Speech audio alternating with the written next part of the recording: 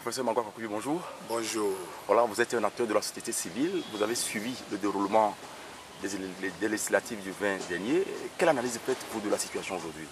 Oui, je commencerai par dire que c'est un coup d'État électoral. Pourquoi c'est un coup d'État électoral? Parce que la réforme électorale qui devrait donner un homme une voix, avec élection à 2 tours, comme le président Condé l'a dit, je ne sais pas là où il a appris que l'élection a été à 2 tours, devait supprimer le découpage électoral qui date des années 50. Ce qui fait que dans la Soli, une voix vaut 13 voix à Lomé. Et on a démontré depuis la mission de 2013, la mission d'observation européenne, que l'élection par liste bloquée n'est pas conforme à notre pays pour l'instant.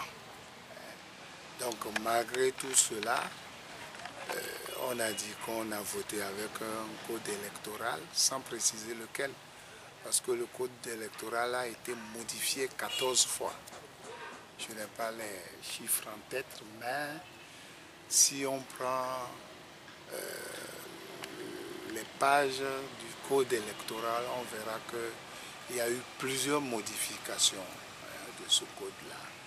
Donc l'idéal aurait été, pour pacifier le pays, de faire ces élections, de prendre le principe un homme, une voix, une bonne élection à 2 tours, et tout le territoire serait un champ unique d'élection et non pas découpé en zones où une voix vaudrait 13 voix ailleurs. C'est ce que j'avais dénoncé dans l'article intitulé « L'État se referme sur l'opposition togolaise ». L'opposition togolaise n'a aucun moyen pour empêcher les élections au Togo.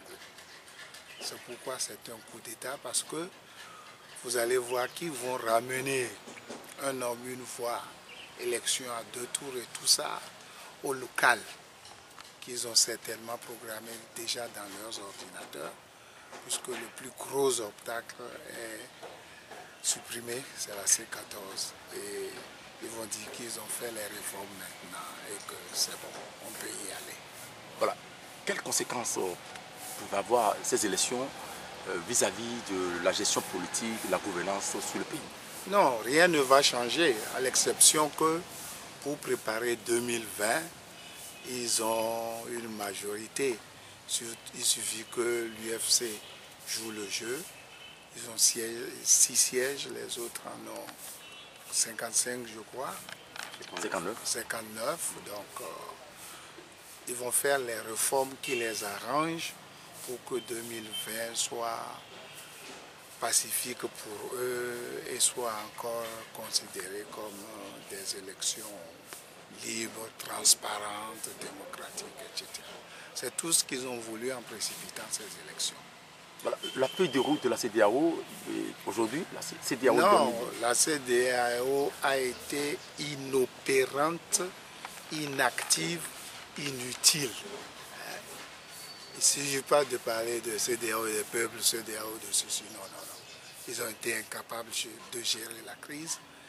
L'histoire notera ça à leur crédit, c'est tout. Alors possible aujourd'hui qu'on puisse voir le peuple se soulever et renverser ce régime? On ne peut préjuger du rien. On verra ce qui se passerait si éventuellement dans toutes les villes du Togo, les gens sont dans la rue. On comptera combien ils peuvent en tuer par minute, etc. La position de l'Union africaine aujourd'hui, elle vous semble un peu ambiguë? Non, elle est même piètre. C'est pourquoi j'ai dit que j'étais triste, mais je n'ai pas pleuré. Ça m'a indiqué comment et pourquoi ce continent est en retard. Parce qu'avec des messieurs comme ça, le continent ne peut pas avancer. On ne peut que nous piller, parce que c'est les gardiens du temple, ça. C'est ceux-là qui devaient nous défendre. Mais s'ils viennent cautionner 5-6 mandats d'un fils qui a hérité le pouvoir de son père, donc comment est-ce que vous voulez que le continent avance? C'est dommage. Nkrumah doit se retourner dans sa tombe parce que c'est lui qui avait passé le panafricanisme avec George Padmore et les Français de la diaspora. C'est dommage. Alors, aujourd'hui, quelles sont les marges de manœuvre pour la C14? La C14 devient une opposition extra-parlementaire. Maintenant, c'est à eux de voir comment procéder pour que c'est qu'en 8 ans après l'indépendance, il y a encore des bulletins nuls. Ce n'est pas l'article du pays. Peut-être ils peuvent s'en glorifier, mais moi je ne m'en glorifie pas. Ça veut dire qu'on a élevé des milliardaires, mais que le peuple est resté ignorant en matière de vote. Mettre seulement son pouce dans l'encre et mettre dans une colonne, ça aussi on ne peut pas le faire. Donc on ne peut pas dire que c'est une démocratie apaisée, avancée, tout ça là. C'est du bluff. Voilà, professeur Kwakoubi, vous êtes de la société civile. Oui. Aujourd'hui, dans l'opinion, beaucoup pensent que la lutte doit se mener autrement. Oui. Et de qu'on vont jusqu'à dire qu'il faut aller chercher des armes. Est-ce que vous pensez que c'est la meilleure solution pour le pays? S'ils peuvent les trouver, s'ils peuvent les utiliser, rien ne les empêche. Moi, j'ai passé l'âge. Au mois prochain, j'aurai 74 ans. J'ai commencé depuis les bancs de l'université jusqu'à ce jour. Je continuerai les réflexions. Je compte ouvrir un compte Twitter où je publierai mes réflexions.